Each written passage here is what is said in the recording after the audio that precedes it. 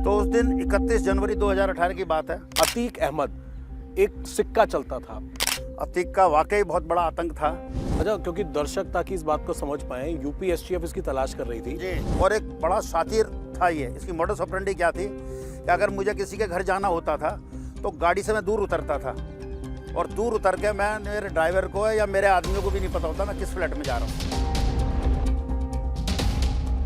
इतना बड़ा बाहुबली जिसके नाम की तूती बोलती थी। गाड़ी का नंबर था DL3C AA1025। तो बाहुबली कितना भी बड़ा हो, मौत तो सबको डर लगता है। पाकिस्तान कनेक्शन इसका दिखाया गया है कि इसका कनेक्शन तो उसके इंटरनेशनल कनेक्शन थे हर चीज़ में।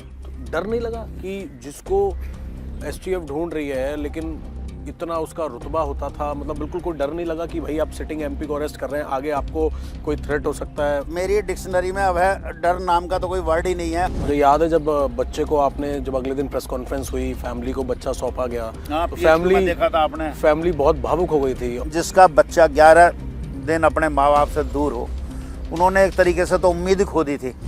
इस वक्त फिल्म धुरंधर 2 बहुत ज़्यादा चर्चा में है, लोग बहुत तारीफ कर रहे हैं। इस मूवी ने बहुत अच्छा काम किया है बॉक्स ऑफिस पे, बच्चे बूढ़े सभी इस मूवी को देख रहे हैं और इसकी काफ़ी ज़्यादा चर्चा हो रही है। इस मूवी के अंदर यूपी का एक बहुत बड़ा माफिया गैंगस्टर अतीक अहमद की गिरफ्तारी का एक सीन दिखाया गया है, जिसमें दिल्ली पुलिस के तत्कालीन इंस्पेक्टर विनय त्यागी, जो दिल्ली पुलिस से अब रिटायर्ड हो चुके हैं,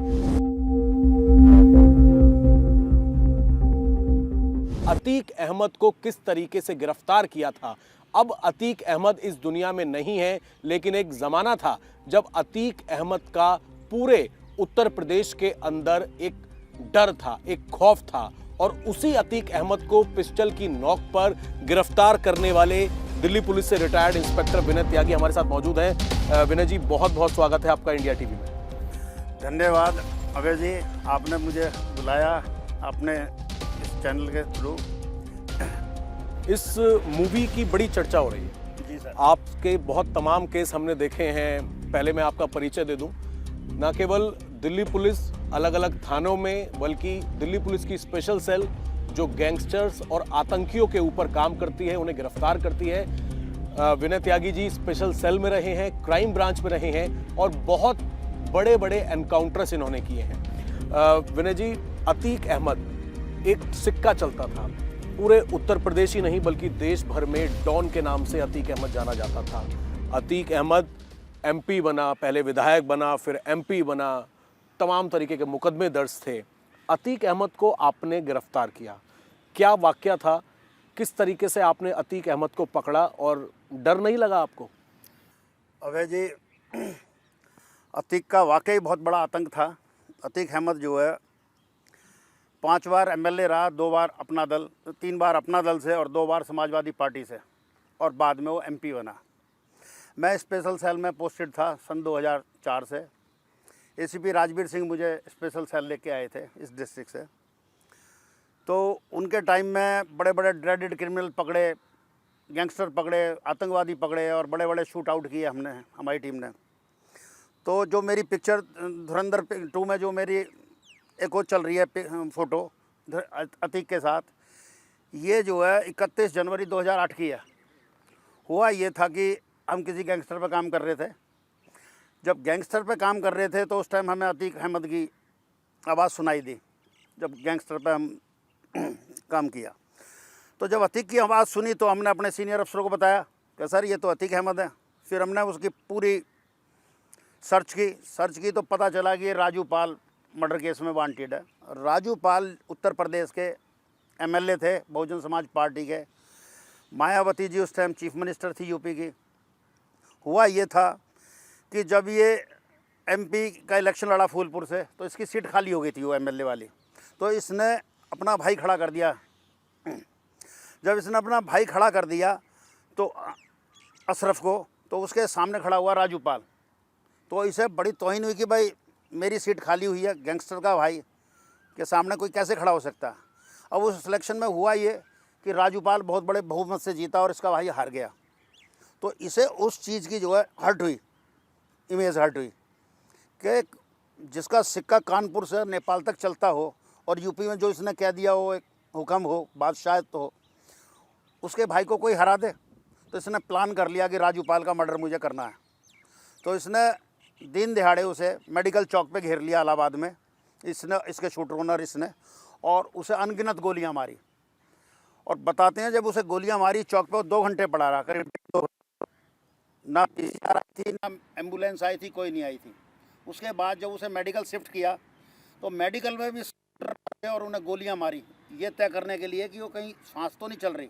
तो मुझे याद पड़ रहा है कि जब मेडिकल में उसे अनगिनत गोलियां मारी तो 50 से 60 गोलियां उसके शरीर में मारी गई, और उसका चेहरा इतना बिगाड़ दिया कि राजूपाल को कोई पहचान ना सके। तो ये इसका आतंक का खौफ था। तो उसके बाद फिर वो बाई इलेक्शन हुआ। बाई इलेक्शन में इसका भाई अशरफ खड़ा हुआ और वो अच्छे बहुमत से जीता। तो ये राजूपाल केस में मर्डर में एब्सकॉन्ड करता था। यूपीएसटीएफ इसके पीछे सरगर्मी से तलाश कर रही थी। तो मुझे याद है कि उन दिनों में ही पढ़ा, अखबारों में भी, मायावती जी जब चीफ मिनिस्टर थी तो इसका इलाहाबाद में हाई कोर्ट में जो है इसका 3 स्टार एक होटल था और काफ़ी प्रॉपर्टी थी, वो सीज कर ली थी, डिमोलिश कर दिया था होटल जो है। और एसटीएफ जो है इसके पीछे सरगर्मी से तलाश कर रही थी। तो ये जब एब्सकॉन्ड कर रहा था तो पहले ये दिल्ली के जामा मस्जिद इलाके में ठहरा, इसका एक हाइड आउट था। फिर उसके बाद ये मीरा रोड पे चला गया बॉम्बे, वहाँ काफ़ी दिन ठहरा। यूपीएसटी से सर्च करती रही। फिर ये दिल्ली आ गया। अब दिल्ली में से सरकारी फ्लैट मिला हुआ था, एमपी था, सिटिंग एमपी थे, तो इसे 29 नॉर्थ एवेन्यू मिला। तो यूपीएसटीएफ ने वहाँ डेरा डाल दिया और ये दिल्ली के परवाना रोड पे आके इसने एक कोई जानकार थे इनके दोस्त प्रोफेसर, उनके घर आके इसने रुक गया। अच्छा, क्योंकि दर्शक ताकि इस बात को समझ पाएं, यूपीएसटीएफ इसकी तलाश कर रही थी जी। जो आपने कहा कि फिर दिल्ली पुलिस ने इसकी आवाज़ सुनी, तो ये आवाज़ सुनने का मतलब क्या इंटरसेप्शन या आप गैंगस्टर्स था क्या कि हम गैंगस्टरों पर काम करते रहते हैं, आतंकवादी और गैंगस्टरों पर, तो हमारे यहाँ कोई ना कोई काम चलता ही रहता था। तो एक जब हम किसी बड़े गैंगस्टर की बात कर रहे थे तो उस दौरान अतीक का नाम आया। फिर हमने उस पर और काम किया। तो फिर एक दिन कॉल आती है कि भाई अतीक भाई बात कर रहा था, तो उसने अतीक का नाम लिया, अतीक भाई का। तो उस टाइम अतीक भाई इंडिया में एक ही था हिंदुस्तान में जो बाहुबली था और एमपी थे। तो हमारे कान खड़े हुए। तो हमने अपने सीनियर अफसर को बताया कि सर ऐसे ऐसे है, इस पर ये इनाम है, 2 लाख का इनाम है इस पर, और एब्सकॉन्ड कर रहा। तो हमने उस पर काम चालू किया। तो एक दिन एक कॉल आई कि भाई गाड़ी ले आओ, यहाँ से निकलना है। तो ये क्या करता था, किसी भी अपने हाइड आउट में 5 से 6 दिन से ज़्यादा नहीं रुकता था। और एक बड़ा शातिर था ये। इसकी मॉडस ऑपरेंडी क्या थी कि अगर मुझे किसी के घर जाना होता था तो गाड़ी से मैं दूर उतरता था, और दूर उतर के मैं, मेरे ड्राइवर को या मेरे आदमियों को भी नहीं पता होता मैं किस फ्लैट में जा रहा हूँ। अच्छा, ये चलता ज़्यादातर पजेरो में था, लेकिन उस दिन ये होंडा सिटी मंगाई थी इसने। होंडा सिटी में कम चलता था तो लोगों को पता नहीं रहता किस गाड़ी में निकलेगा ये। तो उस दिन 31 जनवरी 2018 की बात है, जब हमने ट्रैप लगाया। वो गालिब अपार्टमेंट था परवाना रोड पीतमपुरा में। तो हमने जब ट्रैप लगाया तो पहले हमने सोचा कि इसे जैसी गाड़ी में आएगा इसे पकड़ेंगे, लेकिन फिर हमें ये लगा कि ये इसके साथ तो शूटर भी आसपास छिपे होंगे क्योंकि बहुत बड़ा बाहुबली था। तो गोलियां चलेंगी, हम भी चलाएंगे, वो भी चलाएंगे, तो गोलियां कहीं बच्चों का न लग जाएं, क्योंकि बच्चे उस कंपाउंड में क्रिकेट खेल रहे थे और कुछ रेजिडेंट घूम भी रहे थे। तो उन्हें थोड़ी पता था कि उनके कंपाउंड में कोई इतना बड़ा बाहुबली ठहरा हुआ है। हम भी सिविल में थे। फिर हमने डिसाइड किया इसे गाड़ी में बैठ के लेंगे सेफली। जैसे ही अपनी होंडा सिटी गाड़ी गोल्डन कलर की थी, गाड़ी का नंबर था DL3C AA1025। नंबर अब तक याद है आपको? बिल्कुल, मेरी मेमोरी बड़ी शार्प है अबे जी, बड़ी शार्प मेमोरी है। तो जैसे ही अपनी गाड़ी से निकला, 15-20 मीटर चला, मैंने अपनी वैगनार कार इसके आगे लगा दी। मेरे पे ग्लॉक पिस्टल थी, मेरे साथ जो स्टाफ था सब पे AK-47 थी। हम पूरी तैयारी से गए थे क्योंकि हमें पता बहुत बड़ा गैंगस्टर है, तो हम पूरी तैयारी से जाते हैं। अपने ब्लड प्रूफ वगैरह और पूरा आर्म एम्यूनिशन अच्छा होता है हमारे पास, AK-47 वगैरह। तो इसे चारों तरफ से हमने घेर लिया। 3 गाड़ी थी, मेरी गाड़ी इसकी गाड़ी के आगे लगी और मैंने ग्लॉक पिस्टल निकाल के इसकी कनपट्टी पे लगा दी। कनपट्टी पे लगा के मैंने इसे इशारा किया शीशा नीचे। जैसे इसने शीशा नीचे किया तो इसने अपने ऊपर हाथ खड़े कर लिए और बोला क्या अरेस्ट है? मैंने कहा अरेस्ट है। तो मैंने इसे अपना आई कार्ड दिखाया और बताया भाई मेरा नाम विनय त्यागी, स्पेशल सेल लोधी कॉलोनी से। अब चूंकि ये बहुत ज़्यादा डर गया था, इसके दिमाग में ये था कि STF ढूंढ रही है मुझे और मायावती जी इसे छोड़ने वाली है नहीं। तो ये जब हमने कहा भाई नीचे उतर, तो ये डर के मारे नीचे नहीं उतर रहा था। बोला ऐसा करिए, आप अपनी गाड़ी रखिए, मैं अपनी गाड़ी बीच में रखूँगा, साथ चलूँगा। हमने कहा नहीं, क्योंकि बदमाश था तो हम मौका देना नहीं चाह रहे थे। तो हमने जब नीचे उतारा तो देखता क्या हूँ कि इसने जो सफारी सूट ग्रे कलर का पहना हुआ था, इसने उसमें पेशाब कर दिया था। और जो होंडा सिटी कार थी उस सीट पे भी गीली पड़ी थी। तो इतना बड़ा बाहुबली जिसके नाम की तूती बोलती थी, जिसने इतनी गोली राजू पाल को लगवाई और ना जाने कितने लोगों के इसने हत्या करवाई, इस तरह की बातें, उसने पेशाब कर दिया, ये आप कह रहे हैं? हाँ अबे जी, होता क्या, जब कनपटी पिस्तल लगती है ना, चाहे कितना भी बड़ा बाहुबली हो, जान सबको प्यारी है। अच्छे अच्छों को मैंने जो है ना पेंट खराब होते देखा है। मैंने अपने 37 साल की नौकरी में बहुतों का उदाहरण देखा। बहुत मेरे केसों में ऐसा हुआ कि पेंटें ख़राब हो गई जब मैंने कनपटी की पिस्तल लगाई। तो फिर उसे उतने हमने गाड़ी से उतार लिया। उतार के मैंने अपनी वैगन-आर में बिठाया। तो उस दिन दिल्ली में 6 डिग्री टेम्परेचर था। जब 6 डिग्री टेम्परेचर है तो मेरी गाड़ी में हमेशा 2 बोतल पानी रखता हूँ, हमेशा रखता हूँ मैं, मेरी आदत है शुरू से। तो ये बैठ गया, बोला सर पानी पी लो। पानी इसने पिया, वहाँ से लोधी कॉलोनी तक 2 लीटर पानी पी गया। 6 डिग्री टेम्परेचर, ये क्या था, खौफ था पुलिस का। तो जब हम लोधी कॉलोनी पहुँचे, इसे अपने ऑफिस में ले गया, तो इसने बोर्ड पड़ा, police station Lodhi Colony special cell. तभी छुटते ही बोला, नाम इसे पता चल चुका था क्योंकि मैं अपनी आइडेंटिटी डिस्क्लोज कर चुका था।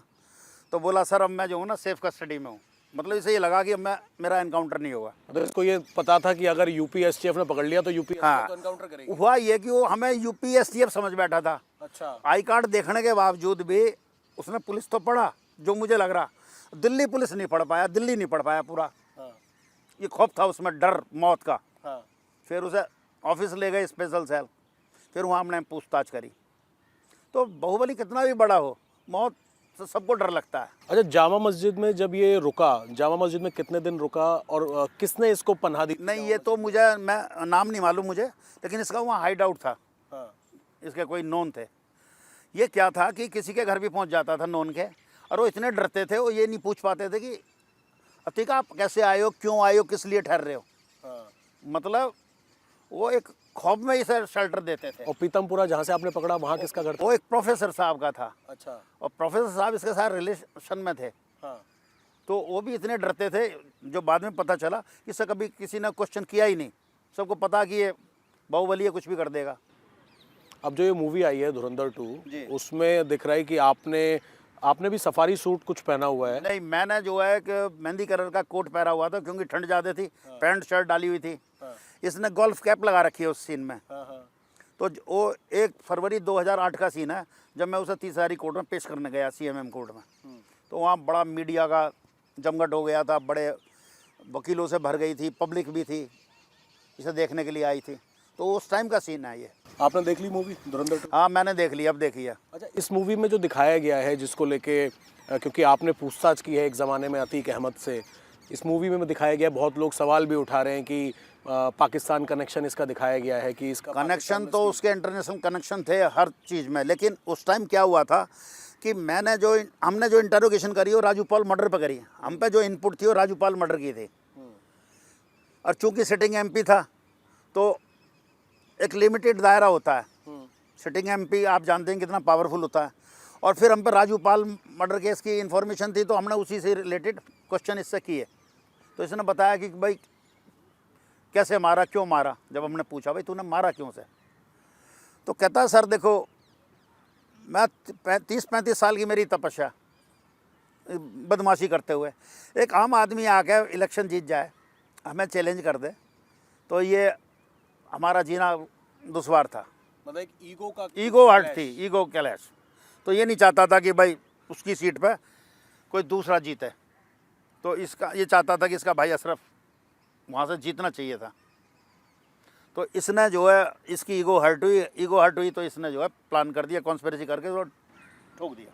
जब आपने इंटरसेप्शन सुना था कि अतीक अहमद निकलने वाला है कहीं पर और आप लोगों ने अरेस्ट किया, जब इसको सज़ा सुनाई थी अभी प्रयागराज कोर्ट में इसकी मौत से पहले, हत्या से पहले, तब इसके बहुत सारे ऑडियो निकल कर सामने आए थे। कभी किसी होटल वाले को धमकी दे रहा है, कभी किसी को धमकी दे रहा है। तो क्या मॉडस ऑपरेंडी इसकी ऐसे ही होती थी? बिल्कुल सीधा बोलता था, हम बोल रहे हैं, सुना नहीं आपने, हमने क्या बोला। ऐसी कई ऑडियो वायरल हुई हैं इसकी। तो इसका तो यही चलता था। फिर ड्यूरिंग इंटरोगेशन हमें एक चीज़ और पता चली, दिल्ली में भी एक डिफेंस कॉलोनी थाने में केस था इसके खिलाफ चीटिंग का।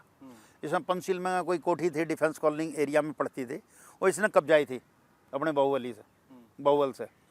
तो उसमें वो केस भी बाद में चला इस पर, क्योंकि इन्वेस्टिगेशन डिफेंस कॉलोनी कर रही थी, तो उस काम में हमारा कोई इंटरफेरेंस था ही नहीं।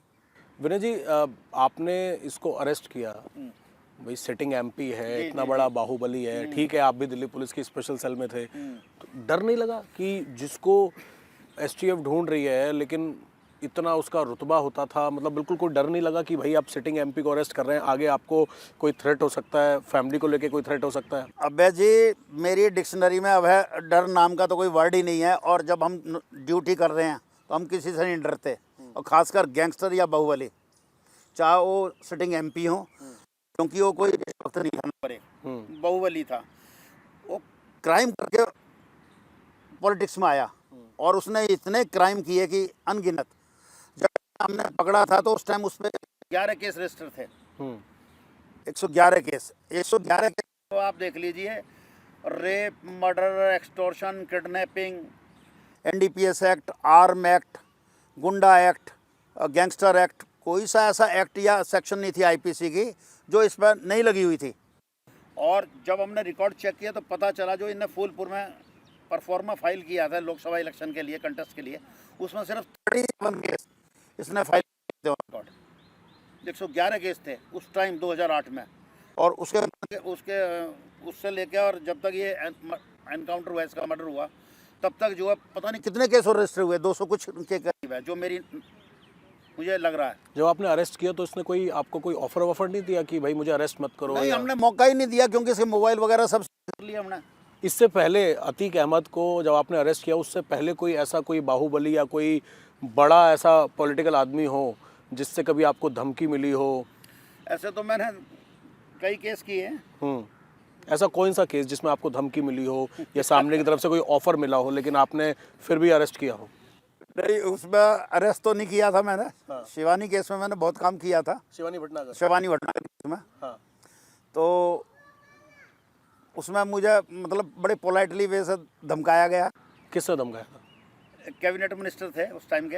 अच्छा। वो बड़े पावरफुल थे। नाम बता पाएंगे अभी? नहीं, नाम नहीं बताना ठीक। अच्छा, कैबिनेट मिनिस्टर इस दुनिया में भी नहीं है। कैबिनेट मिनिस्टर ने क्या बोला? बस यही बोला कि भाई जिन्हें आप लाए हो किसी को ले आया था, उस चैन में था बंदा, भाई आप भी ब्राह्मण हैं और वो भी ब्राह्मण है, थोड़ा ध्यान रखना, और हम आपका क्या हेल्प कर सकते हैं, बहुत ज़्यादा आपको।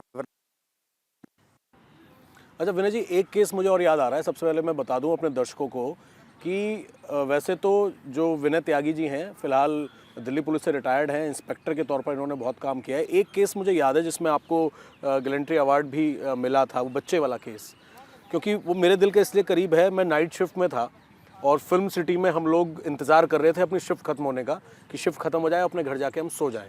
हर रिपोर्टर ऐसे ही करता है, पुलिस वाले भी ऐसे ही करते होंगे, भाई ड्यूटी खत्म हो जाए।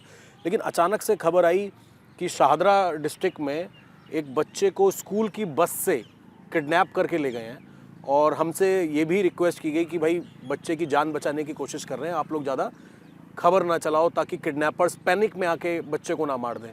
वो क्या मामला था? और मैंने सुना है कि आपने उसमें एनकाउंटर किया था। जी, उसमें ये केस का जो इंसिडेंट डेट है 25 जनवरी 2018 की बात है। उन दिनों सारी दिल्ली पुलिस जब 26 जनवरी में बिजी होती है, पूरे हिंदुस्तान की पुलिस, हम रिपब्लिक डे अपना मना रहे होते हैं। तो क्या हुआ था कि 25 जनवरी को बच्चा जो है अपनी बहन के साथ अपने स्कूल जा रहा था, अपने न्यू मॉडर्न सादरा से। तो उस बच्चे में उस स्कूल बस में 16 बच्चे और थे और 2 बहन भाई थे। एक गुप्ता फैमिली थी, उनका बच्चा था। तो जब बच्चा बस में स्कूल जा रहा था तो 2 मोटरसाइकिल पे 2 बंदे आए, बदमाश, और गाड़ी को जो फॉलो कर रहे थे, जो बाद में इन्वेस्टिगेशन में हमें पता चला।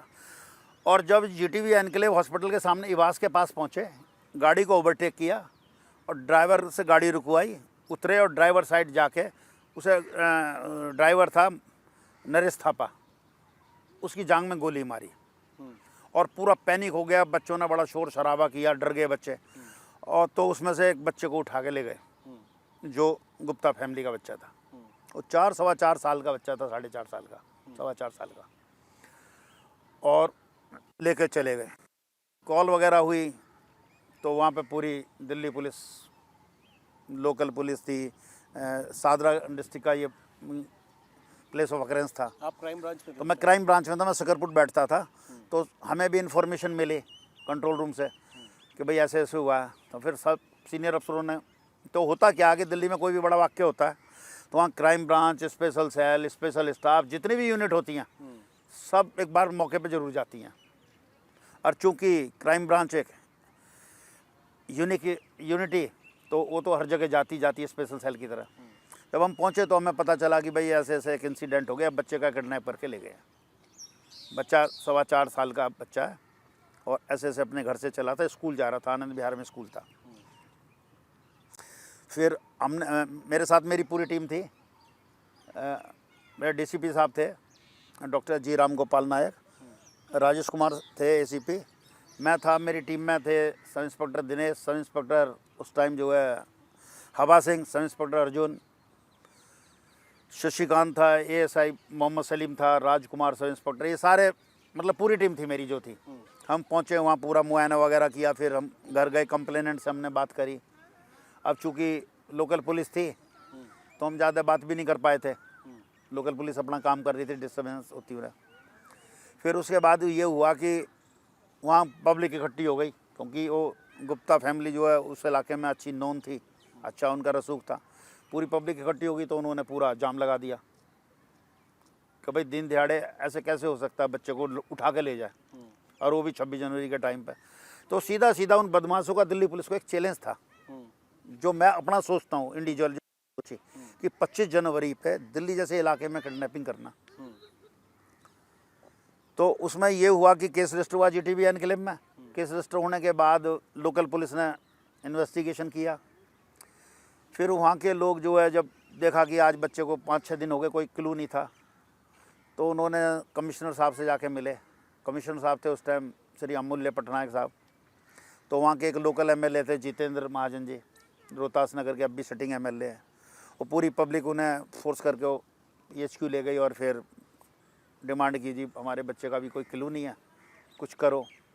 तो फिर केस ट्रांसफ़र की उन्होंने डिमांड करी, क्योंकि लोकल पुलिस भी बड़ा हार्ड वर्क कर रही थी। उस टाइम डीसीपी थी मैडम नूपुर प्रसाद, उनकी पूरी टीम लगी हुई थी। तो फिर ये केस जो है 31 तारीख को मुझे हैंडओवर हो गया, हमारे क्राइम ब्रांच में आ गया 30 की शाम को, और 31 को ये मुझे हैंडओवर हो गया। उसी दौरान जो है जब एक कॉल आई थी, तो क्या हुआ कि जब केस मिला तो हमने इनिशियली काम चालू किया, जहाँ से बच्चा अपने घर से चला और जहाँ किडनैप हुआ वो पूरा हमने रास्ता ट्रैक किया। जैसे वैसे तो हम डे 1 से साइड बाय साइड इन्वेस्टिगेशन कर रहे थे, अपने सोर्स जुटा रहे थे। तो हुआ ये कि फिर हमने सारे CCTV फुटेज वगैरह चेक किए कि भाई किस रास्ते से जा सकता है मोटरसाइकिल राइडर, कहाँ ले गया होगा बच्चे को, यूपी में ले गया है, दिल्ली में कहीं छिपाया या क्या। तो उस टाइम तक हमें कोई क्लू नहीं मिला। फिर हमने जो है अपने जो इन्फॉर्मर थे उन्हें एक्टिवेट किया, इलेक्ट्रॉनिक सर्विलेंस की भी हेल्प ली हमने, और जो भी एफर्ट्स कर सकते थे हमने सब वो अडॉप्ट किए। फिर इस दौरान जो है एक कॉल आई उसके बच्चे के फादर को कि अगर आपको बच्चा सही सलामत चाहिए तो हमें पैसे दे दो। उसने कहा कितने? उसने कहा 60 लाख। उसने कहा इतने तो नहीं है, लेकिन उसे आइडिया था कि इन पे पैसे हैं। वो बाद में बताऊंगा कि कैसे आइडिया हो ना। तो अब बेचारे बच्चा बहुत छोटा था तो उसके घर वाले परेशान थे ही, तो उनके मन में भी ये था किसी तरीके से हमारा बच्चा आ जाए कैसे ना कैसे। तो उसने फिर कहा कि भाई 60 लाख रुपए हैं तो 2 बैग आप तैयार करो और जहाँ हम जगह बताएंगे वहाँ ले आओ। फिर हमें एक अपनी लोकल इन्फॉर्मेशन मिली, जो हमारे इन्फॉर्मर थे और जो मेरा स्टाफ ग्राउंड वर्क कर रहा था, मेरे स्टाफ को एक इन्फॉर्मेशन मिली कि जी फला फला आदमी जो है इन्वॉल्व हो सकते हैं। तो उस पर काम किया तो पता चला कि नॉर्थ ईस्ट के 2 लड़के थे। तो रात को अपने घर नहीं सोते थे, दिन में सोते थे और रात को गायब रहते थे। तो उन पर जब हमने काम किया तो एट लास्ट हमें जो है कामयाबी मिले। फिर उन पर हमने अपने वॉच लगाई। तो एक दिन जो है हमने जो उनका वो था मास्टरमाइंड नितेश, वो एक शादी में आ गया 5 तारीख की शाम को। विवेक विहार थाने के सामने एक टेंट हाउस था, वहाँ कोई बारात आ रही थी, कोई रिलेटिव की उसकी, वो वहाँ आ गया और वहाँ हमने उसे आइडेंटिफाई कर लिया। हम भी बाराती बन के शादी में इन्वॉल्व हो गए, पूरा स्टाफ था हमारा। जब वो वहाँ से चला तो पहले वो मॉडर्न सादरे पहुँचा, फिर वो अचानक जो है ना गाज़ियाबाद की तरफ चलिए, हम फॉलो कर रहे थे। फिर हमने गाज़ियाबाद बॉर्डर पे उसे एप्रीहेंड कर लिया, ओवर पावर कर लिया और फिर उससे पूछताछ करी। पहले तो बरगलाता रहा, फिर थोड़ी सी स्ट्रिक्टनेस दिखाई हमने, तो एडमिट कर लिया कि बच्चा हमने उठाया और बच्चा सेफ़ है अभी। फिर उससे पूछा भी बच्चा कौन कौन है, बोले जी उसके साथ 2 लड़के हैं और दोनों पे वेपन है और गोली 100% चलाएंगे, क्योंकि जब हमने किडनैप किया तब भी गोली चलाई थी, अब भी, क्योंकि 60 लाख रुपए हमें लेने थे।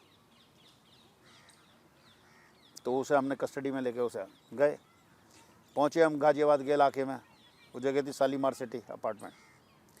वहाँ क्या था कि वो 11-12 मंजिल टावर थी, उसमें 5 मंजिल बच्चा रखा हुआ था।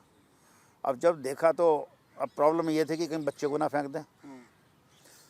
तो मेरा एक सब इंस्पेक्टर था वहीं पास में, तो उससे मैंने कहा भी घर में जो भी गद्दा, रजाई, कंबल सब मंगा ले। उसने सब मंगा लिए। फिर हमने 3-4 टीमें बनाई और खिड़की के नीचे हमने 4-4 आदमी लेकर खड़े कर दिए, जैसे फायर ब्रिगेड वाले नेट लेके खड़े होते हैं, इस तरीके से, कि अगर बच्चे को फेंकते हैं दिया तो बचा सकें हम। और आगे से मेन टीम हमारी गई, जिसमें मैं था, मेरे साथ मेरे डीसीपी थे जी राम गोपाल, डॉक्टर जी राम गोपाल नायक, और मेरा एक कांस्टेबल था कमांडो, और मेरे ये सब इंस्पेक्टर थे, जिसमें दिनेश, हवा सिंह और अर्जुन, ये मेरे साथ थे, और सलीम और ये शशिकांत वगैरह सब। तो जब गेट नॉक किया तो उस टाइम मैं, मास्टरमाइंड और मेरा सिपाही ये डिसाइड कि नॉक करवाएंगे इससे, बाकी मेरे साथ में थे। जैसे ही हमने गेट नॉक करवाया उस लड़के से, बैल करवाई, तो जैसे ही उसने घंटी बजाई तो अंदर से वो गेट खोला, तो उसके हाथ में लोडेड वेपन था, और गेट खोलते ही उसने देखा कि इसके साथ तो 2-3 बंदे और हैं, तो बोला पुलिस, और उसने एकदम फायर खोल दिया। और जैसे ही फायर खोला तो गोली जो है मेरे यहाँ लगी। मैंने ब्लड प्रूफ जैकेट डाला हुआ था, गोली लगते ही मैं नीचे बैठ गया। मैंने बैठ कर शूट जो किया, वो एक बदमाश हुआ मारा गया, जिसने गोली चलाई सीधा छाती में, वहीं गई। फिर जो दूसरा बंदा जो बच्चे के पास था, वो गोली की आवाज़ सुन के आया, तो उसने क्या करा, आते ही लाइट जला दी थी अपने कमरे की, और आते ही उसने फायर, धड़ाधड़ फायरिंग की। एक गोली मेरे सिपाही के लगी जो ब्लड प्रूफ पहना हुआ था, और 2-3 गोली दीवार में लगी। फिर मैंने बैठे बैठे नीचे बैठा था, चूँकि मैं शूट किया मैंने उसे, वो घुटने में लगी गोली में लगते ही वो नीचे गिर गया फर्श पे, और उसका वेपन झपट के दूर गिर गया। लेकिन वो फिर झपटा वेपन उठाने के लिए, और कमरे की तरफ भागने की कोशिश करी जहाँ बच्चा था। फिर मेरा जो लड़का था कमांडो, वो तैयार था, उस पर AK-47 थी, उसने एक फायर मारा और वो पैरों की तली में लगा। और इतनी देर में फिर हमारे सारे आदमियों ने मिलकर, मेरी टीम ने पूरा लोहे का गेट मोड़ दिया और कुंदा खोल के, हाथ डाल के कुंदा खोल के, फिर बाहर से ही हो रहा था, बाहर से एक लकड़ी का होता है, एक लोहे का होता है। तो लकड़ी का गेट खोल के, वो लोहे के गेट के अंदर थे, हम बाहर थे, तो उसमें हुआ। तो उसमें आपने देखा होगा गेट हमने कैसे मोड़ रखा है, वो आप लोगों ने कवर भी किया था, हाँ, प्रेस रिलीज में और स्पॉट पर। तो गेट हमने मोड़ के, फिर हाथ डाल के कुंदी खोल के, फिर बच्चे को हमने, जब हम गए तो बच्चा डरा हुआ था और चीखे मार रहा था और पलंग के नीचे घुस गया था, क्योंकि वो गोलियों की आवाज़ सुनी। 4-4.5 साल का। हाँ, अब हुआ ये कि जब उसका किडनैप हुआ, जब गोलियाँ चली, और जब उसे रेस्क्यू कराया तब गोलियाँ चली, तो वो तो बदमाश ही समझ रहा था। फिर बच्चे को उठाया, गोद में पुचकारा, बताया पुलिस अंकल हैं। फिर डीसीपी साहब ने हमारे ने गोद में लिया उसे। फिर वहाँ चॉकलेट और वेफर्स वगैरह पड़े हुए, किडनैपरों ने उसके लिए बच्चे को खिलौने विलौने भी ला रखे थे यार वो, क्योंकि उसे बड़ा संभाल के रखा हुआ था बच्चे को। वजह क्या थी? ये कौन थी? ये नौसिखिया टाइप के नए लड़के थे, मतलब जो नया नया शौक चढ़ता बदमाशी का और पैसे अमीर बनने का। तो इस फैमिली को जानते थे क्या? तो हुआ क्या कि जो मास्टरमाइंड था, इसका एक ढाबा था, किराए के ढाबे पे काम कर रहा था, अपना ढाबा चला रहा था। तो ये वहाँ प्लेट और वो लेके जाता था, प्लास्टिक के गिलास डिस्पोजल वाले। तो इनका डिस्पोजल का काम था, गिलास का, प्लास्टिक के प्लेट और चम्मच वम्मच। इस फैमिली का, इस फैमिली का, इसके ग्रैंडफादर, गोयल हाँ फैमिली, जी, गुप्ता फैमिली। तो वहाँ कभी बात चली होगी कि उनका कोई प्रॉपर्टी बिकी होगी, पैसे आए होंगे 54-55 लाख रुपए। तो इसने सुन ले, क्योंकि डेली आता था, रोज़ जाता था सामान लेना। तो इसने आइडिया लगा लिया, तो जब इस पर 54-55 लाख हैं तो इन्होंने मिलकर प्लानिंग करी, उसने आपस में बात करी। जब बात करी तो उसने कहा ठीक है भाई, 60 लाख मांगते हैं, क्या 20-20 लाख तीनों पा जाएगा। ये इनकी प्लानिंग हुई। लड़के हायर किए फिर इसने? नहीं, वो दोस्त थे इसके। अच्छा, दोस्त थे। दोस्त थे, इसके टच में थे, हायर नहीं किए। एक तरीके से इसके ढाबे पे काम करते थे वो। अच्छा, हाँ, ये सडन उन्होंने प्लानिंग कर ली। हाँ, सडन प्लानिंग कर ली। फिर इन्होंने, तो हुआ क्या था, वो लड़के डेयरिंग क्यों थे दोनों, इन्होंने एक 15-16 में एक एएसआई का बच्चा मारा था, दिल्ली पुलिस के रिटायर्ड एएसआई थे, गोकुलपुरी में रहते थे। जो लड़का साहब सिंह साहब और वो जो लड़का था आपस में दोस्त थे, उसका इसकी कजन से या बहन से दोस्ती हो गई थी, तो काफ़ी क्लोज थे। तो इसने अपनी बहन को समझाया, शायद बहन नहीं मानी होगी, पीछे नहीं हटी होगी।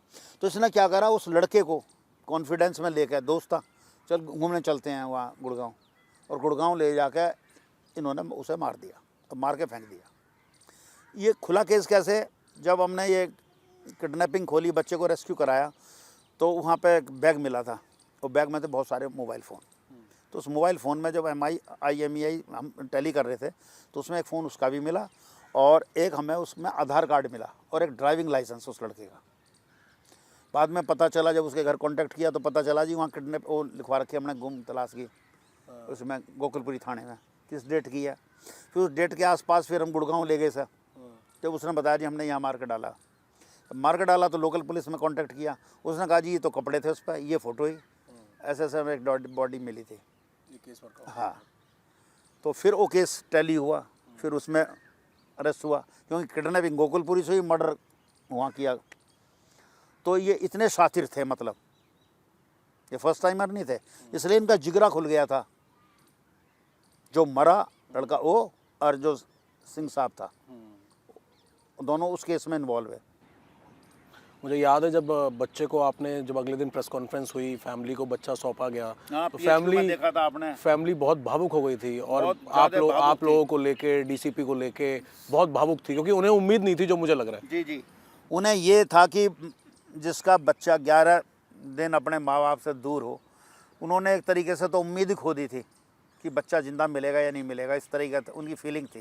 क्योंकि मैं तो रोज़ मिलता था, तो मैं देखता था उसके मदर फादर को, उनकी और उसके जो दादा थे, उनकी कंडीशन बहुत बुरी हो रखी थी। तो उन्हें ये था कि पता नहीं कब, लेकिन जब उन्हें गोद दिया, वो जो इमोशंस थे वो मैं एक्सप्रेस नहीं कर सकता। और जो उन्होंने पुलिस का थैंक्स किया था, और मीडिया का थैंक्स इसलिए किया था कि जब किडनैपिंग हुई उसके बाद जो है हमारे सीनियर अफसरों ने आप लोगों से अपील की थी कि इसे चैनल पे मत चलाना, प्रिंट मीडिया में मत छापना। तो आप लोगों का जो उस टाइम रोल था ना, वो इतना अप्रिशिएटेड था कि मैंने अपने उस केस से पहले लाइफ में देखा नहीं। मुझे याद है, हमें सब एकजुट हो गए, उस न्यूज़ को नहीं दिखाया, और उसका रिजल्ट ये हुआ कि बच्चे को हमने ज़िंदा रेस्क्यू किया। क्योंकि अगर कहीं ना कहीं कोई मीडिया चला देता तो हो सकता था बच्चे की जान खतरे में पड़ सकती थी। नहीं, बिल्कुल हमारी भी जिम्मेदारी बनती है। मुझे याद है नुपुर मैडम का मुझे फ़ोन आया, और उन्होंने कहा कि हम बच्चे को बचाने वाले हैं, हमारी टीम लगी है, अगर हो सके तो आप खबर ना चलाओ, कहीं पैनिक में बच्चे को।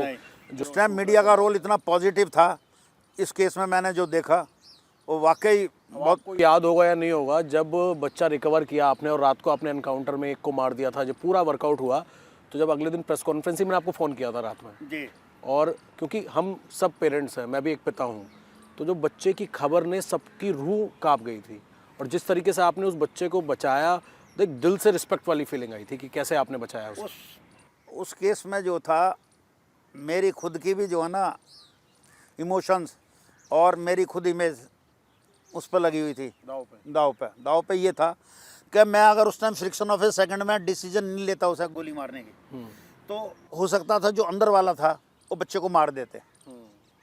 जैसे ही उसने गोली चलाई, मैं अपने डिफेंस में, टीम के डिफेंस में, और बच्चे को बचाने के नियत से मैंने एकदम शूट कर दिया, विदाउट किसी सोच उसके संकोच के। और जैसे ही दूसरा आया, दूसरे को भी पता नहीं उस दिन मुझे क्या हुआ था, एक ऊपर से हुक्म था या क्या था, एक गॉड ब्लेसिंग थी। जैसी गोली चली और बच्चे की चीख निकली, मुझे ये लगा बच्चा सेफ है। जब गोली चली ना तो बच्चा चीखा, तो मैं तो बिल्कुल एकदम लोहे के गेट के पास आ, तो आवाज़ सुनते ही मुझे तसल्ली ये हुई कि बच्चा सेफ है। लेकिन जब वो दूसरा भागा साहब सिंह उसे मारने को, तब मुझे लगा ये बच्चे को मार सकता। तब मैंने उसके घुटने में, फिर आपको सम्मानित भी किया गया, आपको अवार्ड। फिर मुझे उसमें इतना बड़ा अवार्ड दिया भारत सरकार ने, गैलेंट्री मिला, 4 गैलेंट्री मिले मेरी टीम को, डीसीपी रामगोपाल नायक साहब को, मेरे एसीपी राजेश कुमार साहब को, मुझे और मेरे कांस्टेबल कुलदीप को। और उसमें 5 को आउट ऑफ 10 दी। एक मेरे सब इंस्पेक्टर बनाया, और 2 ASI बनाए, और 1 हवालदार से वो बनाया, और 1 सब इंस्पेक्टर बनाया। तो इतना बड़ा अवार्ड, और 6 आदमियों को AKP मिला, और कैश रिवार्ड होता डिपार्टमेंट की तरफ से हो। तो मतलब उस टाइम जो है सीनियर अफसरों ने जो है बहुत कुछ किया टीम के लिए। धुरंधर 2 में एक तस्वीर आपको दिखाई देगी, वो तस्वीर हम भी आपको अपने इसी इंटरव्यू में, वो तस्वीर भी हम आपको दिखा रहे हैं, जिसमें अतीक अहमद जो कि एक डॉन था, बाहुबली था, उसे गिरफ्तार करने वाले तत्कालीन इंस्पेक्टर विनय त्यागी हमारे साथ हैं। वो तस्वीर आपको दिखाई देगी। और धुरंधर मूवी की लोग बहुत तारीफ़ कर रहे हैं, बहुत अच्छी चल रही है। और हम ये कह सकते हैं कि ये असली धुरंधर दिल्ली पुलिस के, जिन्होंने ना जाने कितने बच्चों की जान बचाई और इतने जो खतरनाक गैंगस्टर्स, आतंकी जो हैं, उनसे सामना किया और उनको अरेस्ट करते हुए अपनी सर्विस निभाई। बहुत बहुत शुक्रिया। धन्यवाद अभय जी, आपने मुझे मौका दिया, अपने चैनल पे बुलाया। और क्योंकि कुछ केसेस तो हमने कवर किए हैं, किस तरीके से आपने एनकाउंटर किए, तो बहुत बहुत शुक्रिया आपका इंडिया टीवी पे आने के लिए। Thank you so much. Thank you.